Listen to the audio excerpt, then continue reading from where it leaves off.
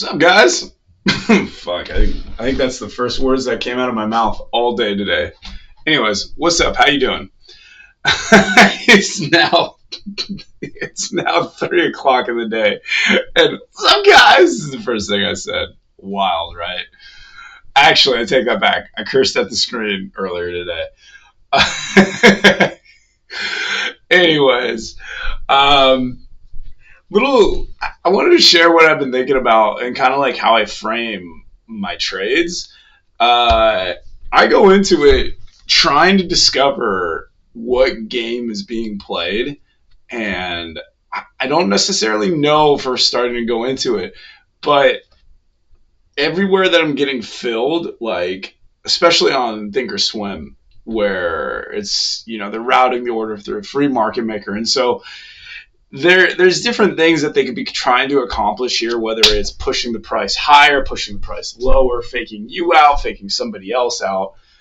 And my only goal, I think, is to manage my risk and then get the correct template for the game being played.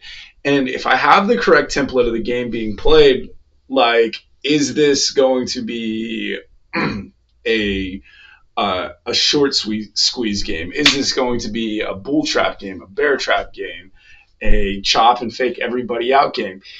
If I'm in the correct mindset there and getting it in like the correct template, I can start getting in at certain prices. If it's just like a fake everybody out game and it's a really highly controlled game, like a lot of times, like you'll be getting in at the right spot, but you're getting slippage, etc. I've talked about this in previous videos, but you can also account for that in the template of your mental model of what's going on.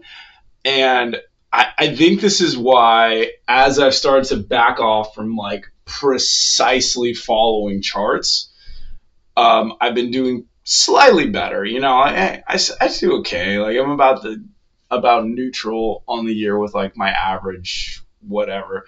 But the less rigid thought process that I have going into a stock, like stock does this candle and you do that, etc.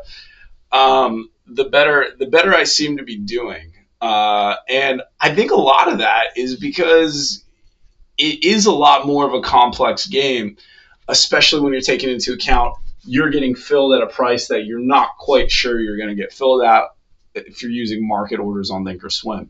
And so what I'm trying to say is if you are scalping, whether it's on long time frame, short time frame, whatever, you have to have you have to understand that there's always a game being played, unless it's an exigency where it's like there's a big player that's just stopping out and pushing the price in one direction.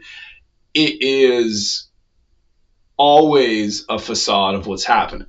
And going into that, you kind of like see how the motion of the ocean starts to happen to get people to make decisions that are in their not their best interest. And that's what you have to have going into it to then be successful. So I got some friends at the door. I'm going to take off now, but think about that going forward. Peace out, guys. Not day trading advice. Don't day trade. It's risky. Bye.